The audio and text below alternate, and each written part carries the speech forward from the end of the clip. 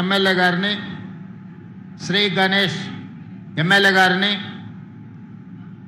నా ఆప్తమిత్రులు ఆత్మీయ బంధువు అందేశ్రీ కుటుంబాన్ని, వారి అభిమానులందరినీ ఆహ్వానించి వారి జయంతి కార్యక్రమాన్ని మనందరం చిరకాలం గుర్తు చేసుకునే విధంగా ఏర్పాటు చేసినందుకు మనస్ఫూర్తిగా మిత్రులు మంత్రివర్గ సభ్యులు అట్లూరు లక్ష్మణ్ గారిని నేను అభినందిస్తున్నా.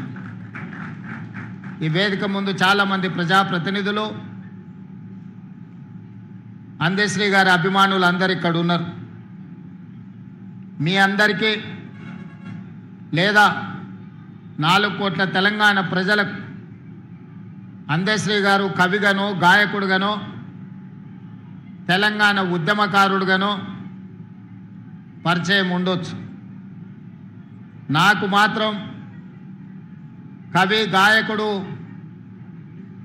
తెలంగాణ ఉద్యమకారుడే కాదు, నాకు అందేశ్రీ ఒక ఆత్మ బంధువు. తెలంగాణ రాష్ట్రం ఏర్పడిన తర్వాత తెలంగాణ రాష్ట్రంలో జరుగుతున్న పరిణామాలు, ఆనాటి పాలకులు ప్రజల మీద ప్రదర్శిస్తున్న అహంకార పూరితమైన వ్యవహారం, మాలాంటి ప్రజాప్రతినిధుల మీద పెడుతున్న అక్రమ కేసులు, సంపత్ కుమార్, కోమటిరెడ్డి వెంకటరెడ్డి గారు లాంటి శాసనసభ్యులను శాసనసభ సభ్యత్వాన్ని రద్దు చేసి వారి కర్కశత్వాన్ని, వారి ప్రజాస్వామ్య వ్యతిరేక విధానాలను బలంగా ప్రజల మీద రుద్దాలని, ఈ ప్రజల మీద ఆధిపత్యం చెలాయించాలని, శాశ్వతంగా 4 కోట్ల తెలంగాణ ప్రజలను కట్టు బానిసలుగా మార్చి వారు, వారి కుటుంబము, వారి కొడుకులు, వాళ్ళ మనమన్లు ఈ రాజ్యాన్ని ఏలాలని ప్రయత్నం చేస్తున్నప్పుడు, ఎప్పుడైనా ఏదైనా నిరాశ నిస్పృహలకు లోనైనప్పుడు అందేశ్రీ గారు స్ఫూర్తిగా నిలబడేవాళ్ళు. వారు రచించిన జయ జయ హే తెలంగాణనే కాదు, మాయమైపోతున్నాడమ్మ మనిషి అన్నవాడనే పాటనే కాదు, ఎన్నో పాటలు. అవి పాటలు కాదు, అవి తూటాలై ప్రజా వ్యతిరేక పాలకుల గడీలను కుప్పగూల్చే మర పిరంగులై తెలంగాణ రాష్ట్రంలో పేలిని. ఆ స్ఫూర్తే ఎన్ని కేసులు పెట్టినా, ఎన్నిసార్లు జైలుకు పంపించినా, లొంగ తీసుకోవాలని వాళ్ళు ప్రయత్నం చేసినప్పుడల్లా ఒక ధైర్యం, గుండె ధైర్యాన్ని నింపుకోవడానికి అందేశ్రీ గారి గానాన్ని, వారి గళాన్ని వినేవాడిని. వారి గానంలో ఉన్న గొప్పతనం, వారి గళంలో ఉన్న స్ఫూర్తి, ఈనాడు నేను తెలంగాణ రాష్ట్ర ముఖ్యమంత్రిగా బాధ్యతలు నిర్వహిస్తున్నా అంటే ఆ స్ఫూర్తి నాలో రగల్చిన మాట నిజమని నేను ఈ సందర్భంగా చెప్పదలుచుకున్నాను. మిత్రులారా, ఆనాడు తాపీ మేస్త్రిగా ఉన్న అందేశ్రీ గారు ఇటుకపై ఇటుక పేర్చి ఇల్లు కడితే ఎలా ఉంటుందో నైపుణ్యం ఉన్న తాపీ మేస్త్రి పదాలపై పదాలను పేర్చి జయ జయ హే తెలంగాణ అనే గానాన్ని తెలంగాణ ప్రజల గుండెల్లో వారు రగల్చిన ఉద్యమ స్ఫూర్తి తండాలలో, గూడాలలో, మార్మూల పల్లెల్లో దళితులు, గిరిజనులు, ఆదివాసులనే కాదు, తెలంగాణ గడ్డ మీద పుట్టిన ప్రతి బిడ్డను చైతన్యం చేసి కోట్లాది మందిని తెలంగాణ ఉద్యమ బాట నడిపించిన స్ఫూర్తి ప్రదాత అందేశ్రీ అని నేను ఈరోజు చెప్పదలుచుకున్నాను. వారి స్ఫూర్తి ప్రజాప్రతినిధులు, పార్టీలు వైఫల్యం చెందినప్పుడు ఉస్మానియా, కాకతీయ యూనివర్సిటీల లక్షలాది మంది విద్యార్థులను ఉద్యమకారులుగా మార్చి వారి పాటనే ఈరోజు మన గుండెల్లో ఒక చైతన్యాన్ని నింపింది. అలాంటి అందేశ్రీ వారు రచించిన జయ జయ హే తెలంగాణ రాష్ట్ర గీతంగా మారి ప్రతినిత్యం మన ఇళ్లల్లో, మన బడుల్లో, మన గుడుల్లో మోగుద్ది అని 4 కోట్ల తెలంగాణ ప్రజలు ఆనాడు భావించారు. కానీ కర్కశకులైన పాలకులు దురహంకారంతో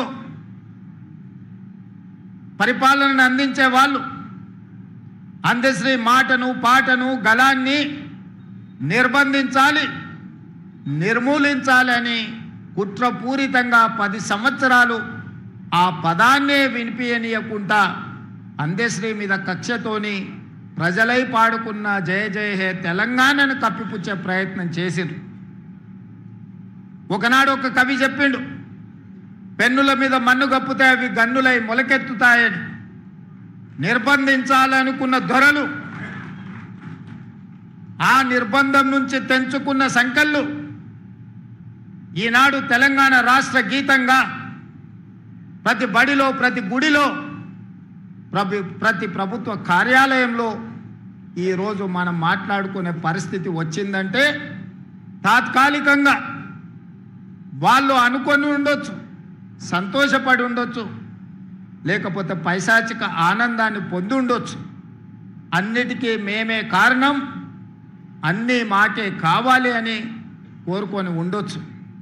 కానీ పాటతో పెట్టుకున్నాడు, అందశ్రీ గద్దరన్న లాంటి యుద్ధ నౌకలతో పెట్టుకున్నాడు, కాల గర్భంలో కలిసిపోతాడని ఆనాడే చెప్పినాం. ఆత్మ గౌరవం కలిగిన అందశ్రీ ఏనాడు ఆ గడప దొక్కే ప్రయత్నం చెయ్యలే. ఏదో ఒక రకంగా రప్పించుకోవాలని అందశ్రీ గారి దగ్గరికి దూతలను పంపిస్తే కూడా థూ వాని బతుకు జడ, వాని మొహం చూడనని చెప్పిన గొప్ప, కుటుంబాన్ని నడపడానికి కష్టమైన రోజుల్లో కూడా ఓ పూట తిని తినకపోయినా అర్ధాకలితో కుటుంబాన్ని నడిపించుకున్నాడు తప్ప దొరల గడీల ముందు నేను మొకరిల్లను అని నిటారుగా నిలబడి చెప్పిన బిడ్డ అందశ్రీ అని చెప్పి నేను ఈ సందర్భంగా గుర్తు చేస్తున్నా. నేను వాడింది 4 కోట్ల తెలంగాణ ప్రజల కోసంగా తప్ప ఈ గడీలలో ప్రజల్ని నిర్బంధించాలనుకునే వాళ్ళ కోసం నేను పాట రాయను, పాట పాడను. అలాంటి వాళ్లకు చరిత్ర ఖచ్చితంగా గుణపాఠం చెప్పుతుంది అని చెప్పి అందశ్రీ గారు ఎన్నోసార్లు నాతో మాట్లాడడం జరిగింది. ఆనాడు ఏ విధంగా ఎట్లయినా సరే 600 అటు సూర్యుడు ఇటు మొలిసినా సరే ఈసారి ఎన్నికల్లో గడీలను బద్దలు కొట్టాలి. ఆ గడీలను బద్దలు కొట్టాలంటే తెలంగాణ సమాజంలో ఉన్న యువకులు పిరంగులై పేలాలి అని ఆలోచనతోని నేను అందశ్రీ గారిని కలవాలనుకున్నా. అందరు రాజకీయ నాయకుల్లాగానే మాట మాట్లాడితే మాట తర్వాత మర్చిపోతారన్న అనుమానంతో అందశ్రీ గారు నన్ను బహిరంగంగా కలవడానికి కూడా ఒకసారి ఇష్టపడలే. నేను చెప్పిన ఒకసారి కలవడం వల్ల మీ అనుమానాలైనా తొలగిపోవచ్చు, నా అవగాహన అయినా పెరగవచ్చు. కలవడం ద్వారా తెలంగాణ సమాజానికి మేలే జరుగుతుంది తప్ప ఎవరికి అన్యాయం జరగదని నమ్మకం, విశ్వాసం, భరోసా అందశ్రీ గారికి కల్పిస్తే ఒక మిత్రుడి ఇంటిలో అందశ్రీ గారు కలిసిండ్రు. 10 నిమిషాలు ఉంటా, అంతకు మించి నేను ఉండను అని ఆనాడు అందశ్రీ గారు అన్నారు. 5 నిమిషాలకైనా మనం కలుద్దాం. ఈనాడు మనందరం ఏకలు కావాల్సిన అవసరం ఉన్నది. ఎంత పెద్ద సర్పానైనా చీమల దండు దండించగలుగుద్ది, మనందరం కూడా దండు కట్టాల్సిన అవసరం ఉందని ఆనాడు అందశ్రీ గారితో మాట్లాడిన సందర్భంగా నేను వారికి విజ్ఞప్తి చేసి, నా జీవితంలో జరిగిన అనేక సంఘటనలు ఆయన నిశితంగా నిశ్శబ్దంగా గమనిస్తూనే ఉన్నాడు. ఆ రోజు వారు నాతో అన్నాడు. తర్వాత నా కుటుంబాన్ని కలవనికి వచ్చినప్పుడు నా కుటుంబ సభ్యులతో తన ఆవేదనను వెలిబుచ్చిండు. బిడ్డ, నేను చూస్తూనే ఉన్నా నిశ్శబ్దంగా, రాడా ఎవడన్నా ఈ దుర్మార్గుణ్ణి నేల కూల్చడానికి అని ఆ రోజు నేను అనుకున్నా. ఈరోజు నా రేవంతుడు నాకు ఆ నమ్మకం కలిగించిన, అందుకే నీ ఇంటి గడప తొక్కినా అని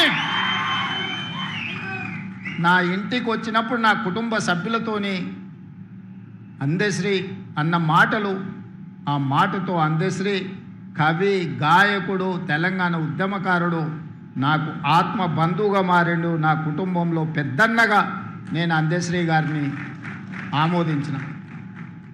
మేము 7 మంది అన్నదమ్ముళ్ళం, నేను 4వ వాడిని. మా పెద్దన్ననే నాకు స్ఫూర్తి. ఈరోజు ఈ స్థాయికి రావాలని, ఒక స్థాయిలో ఉండాలని ఎన్నో కలలు మా అన్న నాడు అన్నాడు. నేను ఎదుగుతున్న క్రమంలో మా అన్నను కోల్పోయినా. ఆ తర్వాత నాకు కనిపించిన పెద్దన్న అందశ్రీ అని చెప్పి నేను ఈ సందర్భంగా చెప్పదలుచుకున్నా. అలాంటి అందశ్రీని, తెలంగాణ ప్రజలకు స్ఫూర్తినిచ్చిన అందశ్రీని ఆనాటి ప్రభుత్వం ఎంత నిర్లక్ష్యం చేసిందో మనం చూసినాం. గద్దరన్న గురించి నేను చెప్పాల్సిన అవసరమే లేదు. గద్దరన్న వెళ్తే ప్రజాభవన్ ఈనాడు, ఆనాడు దొరల గడీల గేటు ముందల ఎర్రటెండలో గంటల కొద్ది కూర్చోబెట్టినప్పుడు తెలంగాణ ప్రజల యొక్క గుండె తరుక్కుపోయింది. ఇంత దుర్మార్గం, ఇంత కర్కశత్వం, పరాయివాడి పాలనలో కూడా ఇంత అవమానం జరగలేదు. గద్దరన్నను ఎర్రటెండకు కూర్చోబెట్టిన వాడిని శాశ్వతంగా ఫామ్ హౌస్లో బంధించాలని ఆనాడే ప్రజలు నిర్ణయించారు. ఏ రోజైతే అందశ్రీ గలాన్ని నిర్బంధించాలనుకున్నాడో, ఏ రోజైతే గద్దరన్నను అవమానించిండో, ఆనాడే తెలంగాణ 4 కోట్ల ప్రజలు నిర్ణయించుకున్నారు. ఇక సమయం ఆసన్నమైంది, గడీలను బద్దలు కొట్టాల్సిందే అని నిర్ణయించుకొని లక్షలాది మంది రోడ్ల మీదకి వచ్చి ఈనాడు ఆ దొరల గడీలను బద్దలు కొట్టి ప్రజాపాలనను తీసుకొచ్చి ఇక్కడ కూర్చోబెట్టారు. ఆ ప్రజాపాలననే డిసెంబర్ 7, 2023 నాడు బాధ్యత తీసుకుంటే జూన్ 2, 2024 నాడు రాష్ట్ర అవతరణ దినోత్సవం రోజు తెలంగాణ జాతికి జయ జయ హే గలాన్ని అంకితం చేసినప్పుడు అందశ్రీ గారి భావోద్వేగం పరేడ్ గ్రౌండ్లో వారి కళ్ళల్లోనే చూడాలి. నేను చెబితే మాటలు సరిపోవు. వారి భావోద్వేగం నిజంగా ఆనాడు అందశ్రీ గారి భావోద్వేగం ఇంకో తరాన్ని, ఇంకో రాష్ట్రాన్ని సాధించేటంత స్ఫూర్తినిచ్చే గొప్ప భావోద్వేగం. అందుకే మిత్రులారా, ఈనాడు ఈ ప్రభుత్వం ఒక అందశ్రీని, ఒక గద్దరన్నను శ్రీమతి సోనియా గాంధీ గారి స్ఫూర్తితోటి ఈ ప్రభుత్వాన్ని మేము నడిపిస్తున్నాం. ఈనాడు నా సహచర మంత్రివర్గ సభ్యులు ఎన్నికల సమయంలో ఇచ్చిన హామీలను, ప్రజల అవసరాలను, ఆర్థిక ఇబ్బందులున్నా ఒకటొకటిగా పరిష్కరించుకుంటూ కుటుంబాన్ని చక్కదిద్దే ప్రయత్నం చేస్తున్నారు. రోజుకు 16-18 గంటలు ఈరోజు సహచర మంత్రివర్గ సభ్యులు ఈరోజు ప్రజలకు అందుబాటులో ఉండి పనులు చేస్తున్నారు. ఇవాళ మేకతోలు కప్పుకున్న తొడేలు ఈరోజు బయటికి వచ్చింది. మేకతోలు కప్పుకున్న తొడేలు ఈనాడు మాట్లాడుతుంది. కేసీఆర్ గారు నోటిఫికేషన్లు ఇస్తే రేవంత్ రెడ్డి ఉద్యోగాలు ఇచ్చిండని.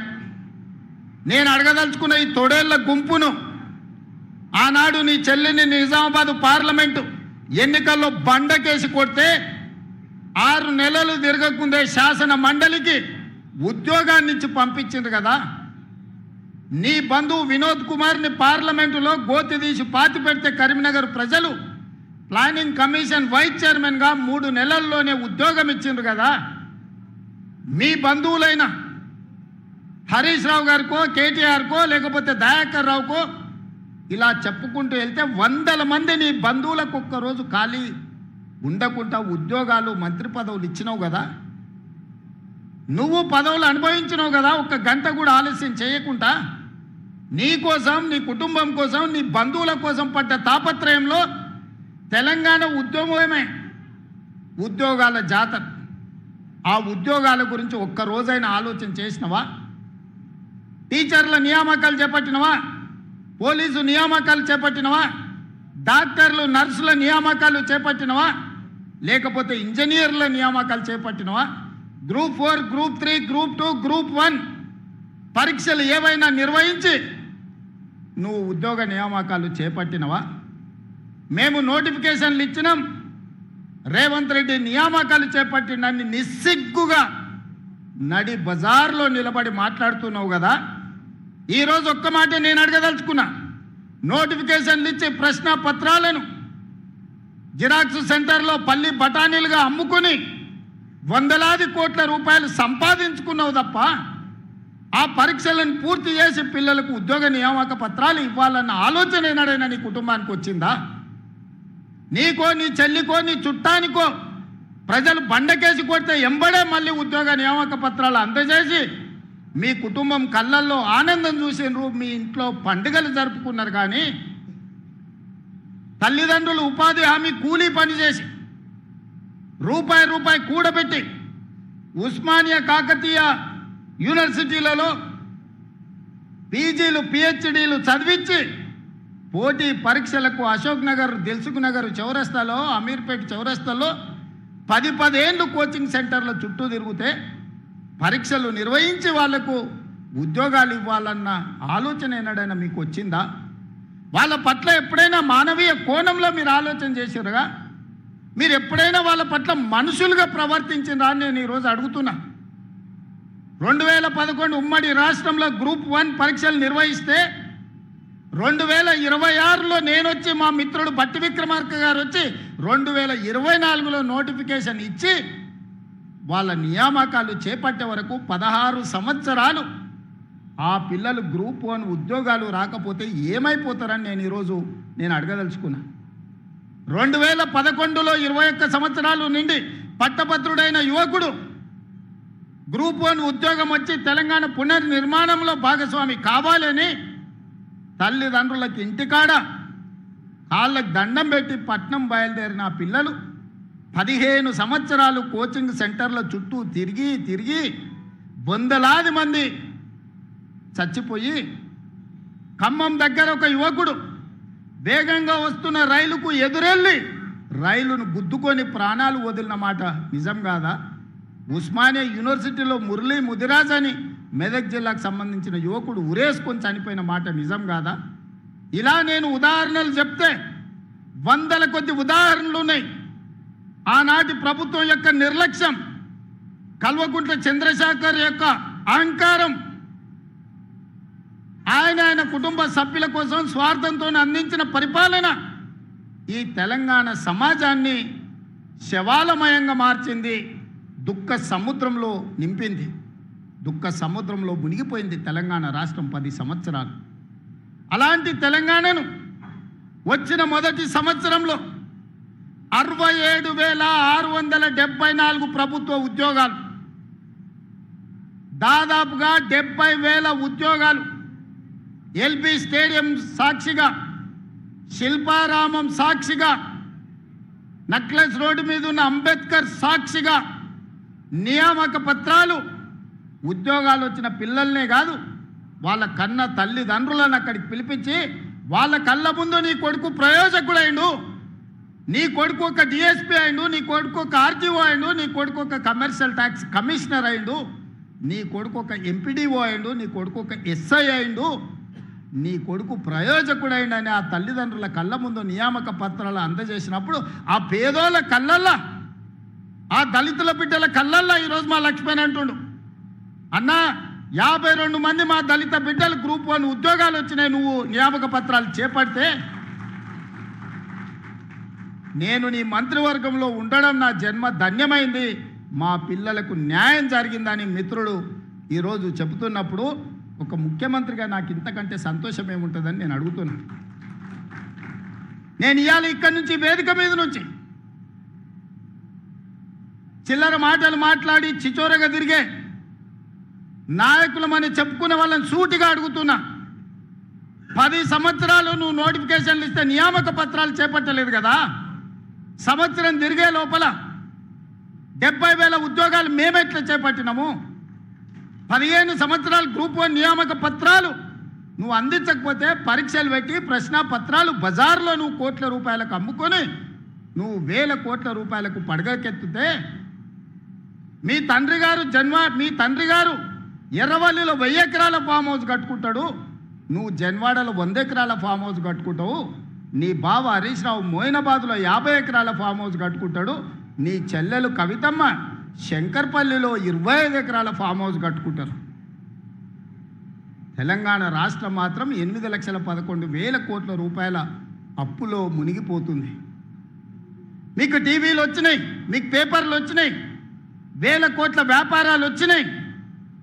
ఇంత ఆగర్భ శ్రీమంతులు, నిజాం కంటే ధనవంతులుగా మీరెట్లా మారుతారు? 10 సంవత్సరాలల్లా 70,000 కోట్ల రూపాయల అప్పున్న రాష్ట్రం 8,11,000 కోట్ల రూపాయలకు తెలంగాణ ఎట్లా దిగజారిపోయిందో ప్రజలకు జవాబు చెప్పాల్సిన బాధ్యత లేదా అని ఈరోజు మేకతోలు కప్పుకున్న తొడేళ్ళని నేను అడగదలుచుకున్నా. అప్పుడే ప్రజలు మర్చిపోయినరు అనుకుంటున్నావా? మీ కుటుంబాన్ని అప్పుడే ప్రజలు క్షమించిండ్రని అనుకుంటున్నావా? మీ కుటుంబం వల్ల ఈ తెలంగాణ సమాజానికి దాపురించిన ప్రమాదాన్ని ప్రజలు గుర్తించలేదనుకుంటున్నావా? నన్ను తిట్టినంత మాత్రానో, నీ కడుపులో ఉన్న విషాన్ని వెదజల్లినంత మాత్రానో తెలంగాణ ప్రజలు నిన్ను క్షమిస్తారనుకుంటే ఈనాటికి, ఆనాడు కాదు, తెలంగాణ కవి చెప్పిండు, నిజాముల పైజామాలు ఊడగొడతాం, దిగంతాలకు తరిమి కొడతామని. ఇవాళ నేను చెప్తున్నా, ఆనాడు ఆ కవి స్ఫూర్తిగా నిజాముల పైజామాలు ఊడగొట్టి దిగంతాలకు ఆనాడు తరిమిను.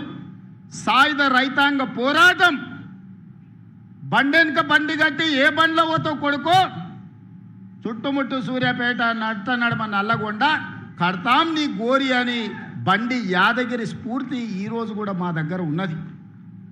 ఇవాళ నేను చెప్తున్నా, గజ్వెల్లనే నిన్ను సమాధి చేసే బాధ్యత మాది, మా యువకులది. తెలంగాణ సమాజం మీకు అన్ని అవకాశాలు ఇచ్చింది, ఆస్తులు ఇచ్చింది, అంతస్తులు ఇచ్చింది, ఆగర్భ శ్రీమంతులను చేసింది. ఏమి తక్కువ చేసింది తెలంగాణ? ఏమి తక్కువ ఇచ్చింది మీకు ఈ తెలంగాణ? మరి తిరిగి తెలంగాణ 4 కోట్ల ప్రజలకు మీరు మీ కుటుంబంలో నలుగురు ఏమిచ్చిందని ఈరోజు తెలంగాణ సమాజం మిమ్మల్ని అడుగుతుంది. ఏం అన్యాయం చేసింది మీకు? చెప్పులు లేకుంటే తిరిగేటోళ్లకు, గంజి గతి లేని వాళ్ళకి ఇలా బెంచ్ కార్లకు వచ్చినాయి కదా. అమెరికాలో బాత్రూమ్లు కడుక్కునేటోడు ఈరోజు తెలంగాణ రాష్ట్రానికి మంత్రి అయింది కదా. దుబాయ్ పాస్పోర్ట్ బోకరు తెలంగాణ రాష్ట్రానికి ముఖ్యమంత్రి అయింది కదా. ఏం తక్కువ చేసిందని నేను అడుగుతున్నా తెలంగాణ మీకు. ఎన్నడైనా ఏ దుబాయ్కి పంపించే పాస్పోర్ట్ బ్రోకర్ కేంద్ర మంత్రిగా తెలంగాణ రాష్ట్రానికి ముఖ్యమంత్రి అవుతాడని కలలు కన్నాడా? అలాంటి దుబాయ్ పాస్పోర్ట్ బ్రోకర్ని ఇవాళ తెలంగాణ రాష్ట్రానికి ముఖ్యమంత్రిగా తెలంగాణ ప్రజలు చేశారు. అమెరికాలో బాత్రూంలు కడుక్కునే నిన్ను ఐటీ ఇండస్ట్రీస్ మినిస్టర్గా 10 సంవత్సరాలు ఈ ప్రజలు భరించారు. రబ్బర్ చెప్పులు లేని కోమటిరెడ్డి వాళ్ళ ఇంటి ముందల 1000 రూపాయల కోసం గంటల కొద్దీ నిలబడ్డ నిన్ను, నీ కుటుంబాన్ని ఈరోజు మంత్రిగా చేసిండ్రు. బతుకమ్మ చీరలు, బోనాలు, బతుకమ్మలు వస్తే వసూళ్ళు చేసే మీ చెల్లెల్ని కూడా ఎమ్మెల్సీ, ఎంపీగా తెలంగాణ సమాజం చేసింది కదా. చివరికి సాడరాలో సోడా పోసే ఆయన సడ్డకుని కొడుకుని కూడా రాజ్యసభ సభ్యులను చేసింది కదా. ఇది తెలంగాణ ప్రజలు చేసిన త్యాగం కాదా? ప్రాణాలు ఇవ్వడమే కాదు, ఆత్మ బలిదానాలు చేసుకోవడమే కాదు, మీకు ఇంత ఐశ్వర్యాన్ని, అంతస్తులను అందించిన తెలంగాణకు మీరు చేసిన ద్రోహం ఏందో తెలంగాణ సమాజం మర్చిపోయిందని మీరు అనుకుంటున్నారా? ఇవాళ అందుకే నేనున్నంత వరకు, ప్రజలతో మమేకమైనంత కాలం నిన్ను, నీ కుటుంబాన్ని తులసి వనం లాంటి తెలంగాణ సమాజంలో గంజాయి మొక్కను మొలకెత్తనిచ్చే సమస్యనే లేదు. అందుకే మా స్ఫూర్తి అందశ్రీ, మా స్ఫూర్తి గద్దరన్న, మా స్ఫూర్తి సోనియా గాంధీ. మరి నీ స్ఫూర్తి ఎవరని అడుగుతున్నా? నిజామా? కాసిం రిజ్వీనా? ఈడీ అమీనా? ఎవడు నీ స్ఫూర్తి? ఏ జాతి నీది? నీ జాతేంది? నీ నీతేంది? నీకు మాకు పోలికేంది? నీకు మాతో పోటేంది? మేము అదమర్చినప్పుడు, మేము కనుమూర్చినప్పుడు 4 కోట్ల తెలంగాణ సభానేజ్ని కబలించి దోపిడీకి పాల్పడుతుంది కదా. ఆ దోపిడీని మేము అంత ఈజీగా మర్చిపోతామా? అయినా ఒక్క మాట చెప్పదలుచుకున్నా. సరిగ్గా 2 తరాల ముందు నిజాం నవాబు కాసిం రిజ్వీ ప్రపంచంలో ఆగర్భ శ్రీమంతులు, ప్రపంచంలోనే అత్యంత ధనికుల లెక్కగట్టినప్పుడు మొదటి 2 స్థానాలలో ఆనాడు నిజాం ప్రభు ఉండే.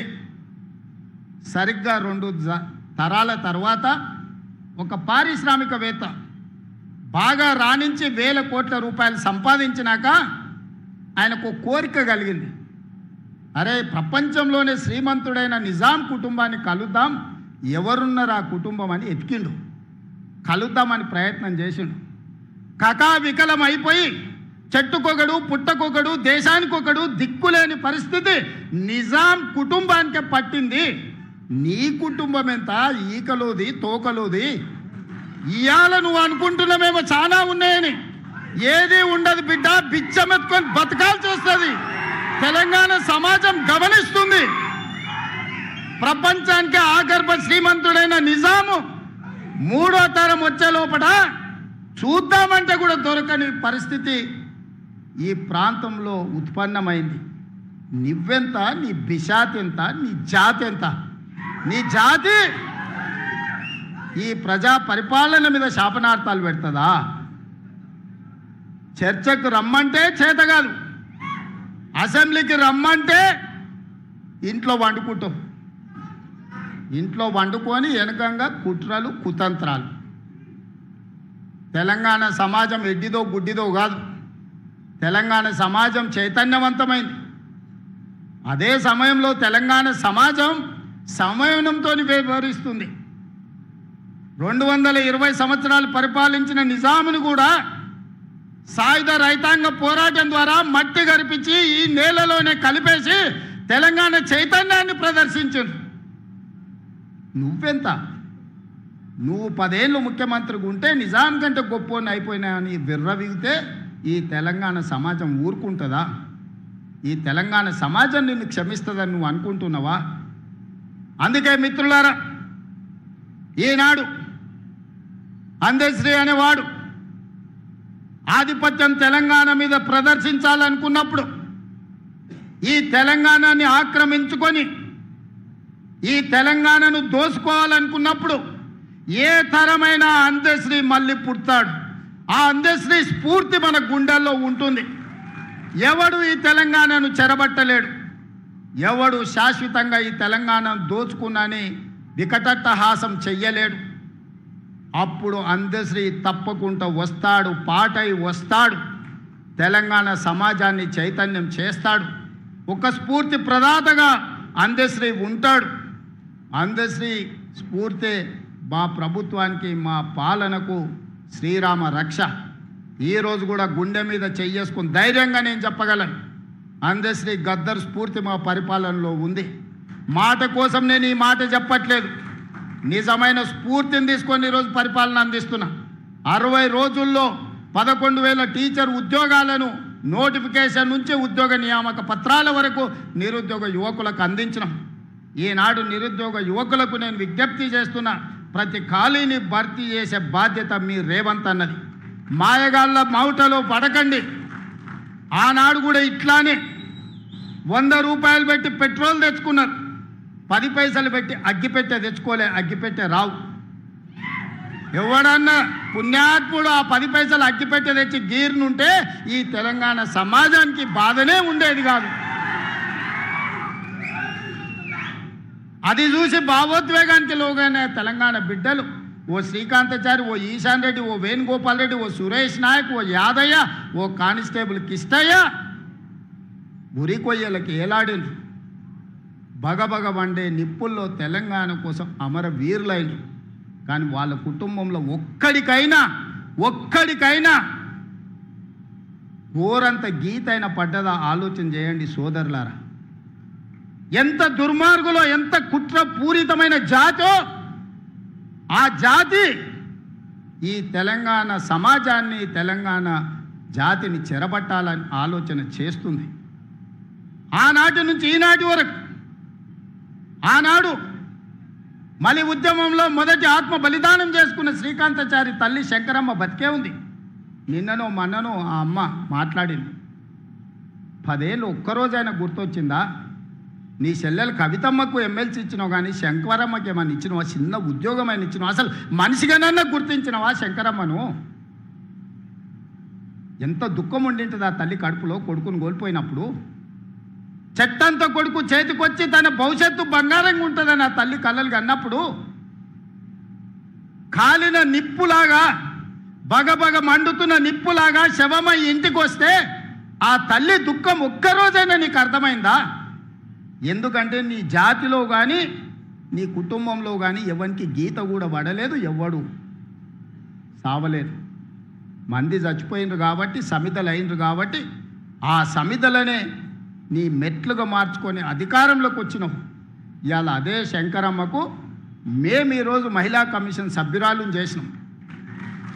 తెలంగాణ ఉద్యమ స్ఫూర్తి నింపిన ఆడబిడ్డ వీరనారి చాకలి ఐలమ్మ మనకు స్ఫూర్తి.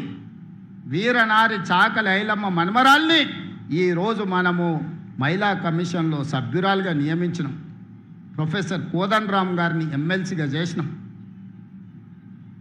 ఎన్ని ఉద్యమకారులకు ఈరోజు గౌరవించినామో ఒక్కసారి లెక్క తీయండి. మా భట్టి గారికి విజ్ఞప్తి చేస్తున్నా, తెలంగాణ ఉద్యమంలో ముందు బాగానే నిలబడి రెక్కల్ని ముక్కలు చేసుకొని గొంతుని విప్లవాలకు అంకితం చేసిన కుటుంబాలను 9 మందిని గుర్తించి రాష్ట్ర ప్రభుత్వం అధికారికంగా కవులను, యాదగిరి లాంటోళ్లను, చాలామందిని, గోరెటెంకన్నను, పార్టీని జెండాను చూడకుండా ఈ గొప్ప కవులను సత్కరించి ₹1 కోటి ప్రతి కుటుంబానికి ఆర్థికంగా వాళ్ళు వయసు మొత్తం ఈ తెలంగాణ జాతికి అంకితం చేసి రెక్కలు ముక్కలు చేసుకున్న వాళ్ళు ఈ వయసులో పిల్లలకు కనీసం చదివించడానికో, పట్టెడు అన్నం పెట్టడానికో, పెళ్లి చేయడానికో ఆర్థిక స్తోమత లేని పరిస్థితుల్లో 9 మంది కవులను తెలంగాణ అవతరణ దినోత్సవం రోజు సన్మానం చేయడం కాదు, తలా ₹1 కోటి ఆర్థిక మద్దతు మన రాష్ట్ర ప్రభుత్వం ఇచ్చింది. ఇది నా సొమ్ము కాదు, ఇది ప్రజల సొమ్ము. ప్రజల కోసం పనిచేసిన వాళ్ళకు చెందాలి అని ఆ కవులను, గాయకులని ప్రభుత్వం సన్మానించింది, గౌరవించింది, ఆర్థికంగా సహాయాన్ని అందించింది. ప్రజా జీవితంలో ఉన్న వాళ్ళకు చాలామందికి ఈరోజు మనం ప్రజాప్రతినిధులుగా అవకాశం ఇచ్చిన గిన్నే మా దయాకర్ ఉన్నట్టున్నాడు ఉద్యమంలో ఉన్నాయన. తెలంగాణ ఉద్యమంలో పనిచేసిన ఆయన ఈరోజు ఎమ్మెల్సీ వేదిక మీద ఉన్నాడు. దయాకర్ ఉన్నట్టున్నాడు. దయాకర్ని ఎమ్మెల్సీ చేసినాం. ఆనాడు తెలంగాణ ఉద్యమంలో పనిచేసినాడు. ఇట్లా నేను చెప్పుకుంటూ వెళ్తే 100 మందికి అవకాశాలు కల్పించింది ఈ ప్రభుత్వం. అందుకోసం మేము దిగిపోవాలనా? ఎందుకోసం దిగిపోవాలి? పోవాలి అని అంటున్నాడు. ఎందుకోసం పోవాలి? నువ్వు దోసుకోవడానికి పోవాలనా? నీ దొంగతనాల కోసం మేము దిగిపోవాలనా? నీ కుటుంబ దురాశ కోసం మేము దిగిపోవాలనా? ఆడపిల్లలకు ఉచితంగా బస్సు ప్రయాణం ఇచ్చినందుకు మేము దిగిపోవాలనా? ప్రతి ఇంట్లో రేషన్ కార్డు ఇచ్చినందుకు దిగిపోవాలనా? ప్రతి పేదవాడికి 3,28,00,000 మందికి సన్న బియ్యం 6 కిలోల లెక్కన ఈరోజు బుక్కడి బువ్వ పెడుతున్నందుకు మేము దిగిపోవాలనా?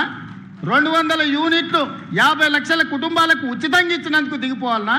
7 లక్షల మందికి ఇందిరమ్మ ఇల్లు ఇచ్చినందుకు మేము దిగిపోవాలనా? 500 రూపాయలకే సిలిండర్ ఇచ్చినందుకు మేము దిగిపోవాలనా? 70,000 ప్రభుత్వ ఉద్యోగ ఖాళీలను భర్తీ చేసినందుకు మేము దిగిపోవాలనా? రైతుల కోసం రైతు భరోసాతో పాటు 21,000 కోట్ల రూపాయల రైతు రుణమాఫీ చేసినందుకు మేము దిగిపోవాలనా? దేనికోసం దిగిపోవాలా? దేనికోసం దిగాలా? దేనికోసం దిగాలని నేను అడుగుతున్నా. అందుకోసమనే ఈరోజు తెలంగాణ సమాజం నిటారుగా నిలబడ్డది. ఎవరు మాట్లాడినా, ఎవరు ఇట్లాంటి ఏషాలు వేసినా ఈ సమాజం నిలబడి ఎదుర్కొంటుంది. అందుకే ఈరోజు మిత్రులారా, ఎవరు ఎన్ని ఏషాలు వేసినా, చిల్లర మల్లర విషయాలను ప్రస్తావించినా తెలంగాణ సమాజం స్పష్టంగా గమనిస్తుంది. తెలంగాణ సమాజం నిర్ణయం తీసుకోవాల్సినప్పుడు నిర్ణయం తీసుకుంటుంది. ఈరోజు కూడా నేను చెప్తున్నా, ఈ వేదిక నుండి రాసుకోండి. మీరు మీ కుటుంబ సభ్యులు రికార్డు చేసుకొని ప్రతిరోజు రాత్రి పడుకునే ముందలా పొద్దున్నే తెల్లారగట్లనే మీరు వినండి. 94 నుంచి 2004 వరకు 2 సార్లు తెలుగుదేశం పార్టీ అధికారంలో ఉన్నది. 2004 నుంచి 2014 వరకు 2 సార్లు కాంగ్రెస్ పార్టీ అధికారంలో ఉన్నది. 2014 నుంచి 2023 డిసెంబర్ వరకు మీరు 2 సార్లు అధికారంలో ఉన్నారు. 2024 నుంచి 2034 వరకు ప్రజా పాలన అధికారంలో ఉంటుంది. ఇది చరిత్ర, ఇదే చరిత్ర, ఇదే భవిష్యత్తు. మీకు చెప్పుకోవడానికి గతం ఉందేమో కానీ చర్చించుకోవడానికి భవిష్యత్తు లేదు. మీకు భవిష్యత్తు లేకుండా మీ భవిష్యత్తును భావి తరాలకు మీరు చేసిన దుర్మార్గాలను ఒక పాఠంగా చరిత్రకు అప్పచెప్పే బాధ్యత మేము తీసుకుంటాం. ఈరోజు ఇక్కడికి వచ్చిన అందశ్రీ అభిమానులు, ఇక్కడికి రాలేకపోయిన కోట్లాది మంది అందశ్రీ గద్దరన్న అభిమానులు ఇదే శపథంగా తీసుకొని గల్లీ గల్లీ తిరుగుతారు, గుండె గుండె తడతారు, గూడెల దగ్గరికి గుడిసెల దగ్గరికి వెళ్ళి ప్రజలకు వివరిస్తారు ఎవరి పాలనేంది, ఎవరి పాలైంది తెలంగాణ, ఎవరు ఉంటే ఈ తెలంగాణకు మేలో తప్పకుండా జరుగుతుందని తెలియజేస్తూ మీ అందరి దగ్గర సెలవు తీసుకుంటున్న ధన్యవాదాలు మిత్రులారా.